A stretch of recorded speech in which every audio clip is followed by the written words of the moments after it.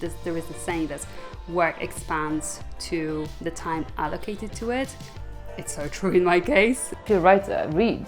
If you're a musician, listen to your favorite band. And this is when I achieve that deep focus, and it's such a beautiful feeling to have. Even if you can't produce your own work, commit to constant education. Everything feels like it's up in the air again, and it's almost like I need to catch all these things, like see what I have and how I want to put it in order. Like a little secret to just being creative is creativity is a tricky thing because often it feels like it's something that you can't force. You just need to wait for it until it comes to you. This is why if you are a creative professional, it can be quite challenging to be creative and to make sure that you meet your deadlines and the creative constraints that you have. Today I'm sharing with you a conversation with my best friend Ania, where we talk about our productivity tips specifically for creative professionals, so you can stay productive while being creative and you can keep producing the best work you can. Enjoy. What are your key tips and advice for being productive as a creative professional? I guess the most important thing, throw away your phone. Far away, far away, and just leave it somewhere. So that's I would always start with that. And it helps with the type of memory I have, because I forget things all the time. So actually I will forget where I put my phone, which helps because I don't have that urge to check it. And then I guess I tend to be quite harsh with myself.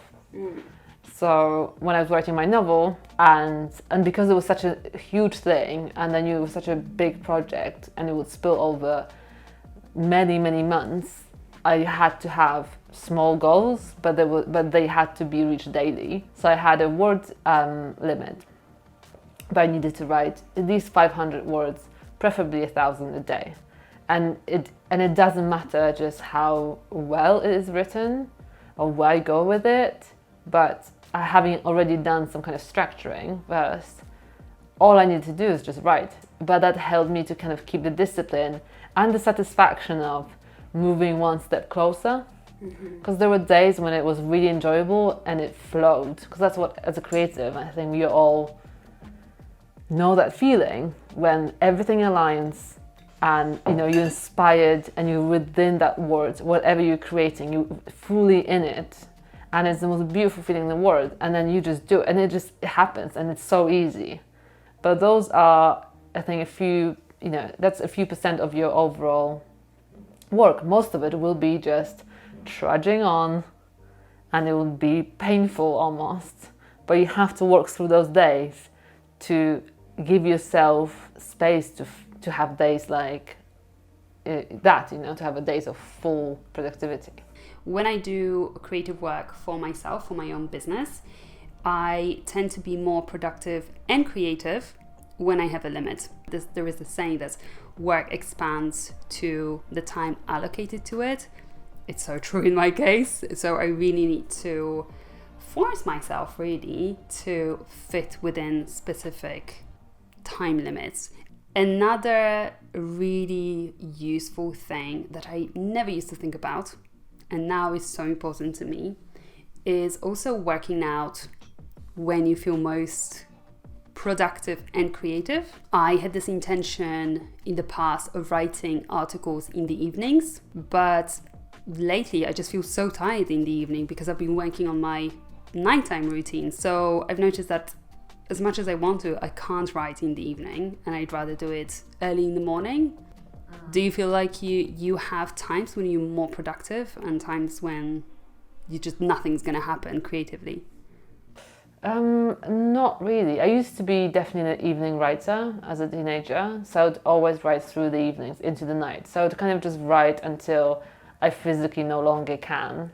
And that still works better for me. I'm definitely not a morning creative person. Like, the morning for me is good for anything that, well, basically I don't have to really think about stuff in the morning. So more admin stuff, emails, that's perfect. But for creativity, maybe not evenings so much, but then I have to be rested. It's on my optimal level, which I guess would be like afternoon. But then, if I have a good flow, I would keep on writing and write into the night. But I always have kind of plans B and C in place. If I know that there's nothing I can write here, I just can't bring myself to write anything good, I would read, or I would learn vocab, so I'd kind of revise vocab and work on that. Or I would read interviews with writers. So basically, I would do something within that word that would still kind of move me forward. I would still learn something. I guess there's always a different experience of productivity, even if you can't produce your own work. Commit to constant education. Experience it from creative perspective. I guess consider it from creative perspective. So how does my favorite writer build sentences? Or if you're a journalist, read your amazing journalists and their work and how they structure their articles. And I think that's the best education. Allocating time is another big one in general as a tip for productivity, especially for creatives. And I love it when I manage to do it, when I have like a day that I allocate for writing, and it's just writing. And this ties in with another tip that works wonders for me, also related to deep focus, single tasking. I feel like multitasking is just one of the main killers of creativity. If you know that on a given day you will be just committing yourself to only writing or only creating a video, only playing music, that it's almost like you prepare yourself mentally to be creative then. And again, by doing that, you're focusing on just one thing and you're removing distractions, which again helps with creativity. And also another thing that I started doing relatively recently, when I started being pulled towards these new creative avenues, was writing my ideas down. I used to think that if I have an idea, it's just going to stay in my head. But then I found out so many times that it would just like, shoo, it would disappear. And then I'd be like, oh yeah, I had this idea for this really good video. And I knew I wanted to do it this week. And then I'm like, oh, it's gone. I don't know what it was. So now, as soon as I have an idea, I write it down. It really speeds up my work, because when I get really stuck and I don't really have like a good plan for the week, on my filming day, on my scripting day rather, I would just go through a notebook and I would be like, okay, what do I feel like doing this week? One last thing, which is a bit of a caveat, I guess, but I feel like it's an important thing that we as adults often forget about. And it is like a little secret to just being creative, is letting yourself be a bit bored. Have a day when you're not doing anything. Do what you enjoy doing. Most great ideas for me always come to me when I'm not trying to think about them, when I'm not kind of pressuring myself into coming up with the next chapter. It never works that way. Fine, I can sit down and write and sort of travel with your characters in terms of writing and sort of immerse yourself in that world. But in terms of ideas planning, ideas just come to you. You have to be open to them. And I think that mind wandering is so key, to just let creativity sort of hit you, maybe from a very unexpected place, and that's exciting. And allowing yourself that space is crucial, because one great idea is all you want. You don't want to have 500 average ideas. One great idea is the thing that will stand out. It's one great book, one great video, one great film, one great song. That's all you need as a creative, really.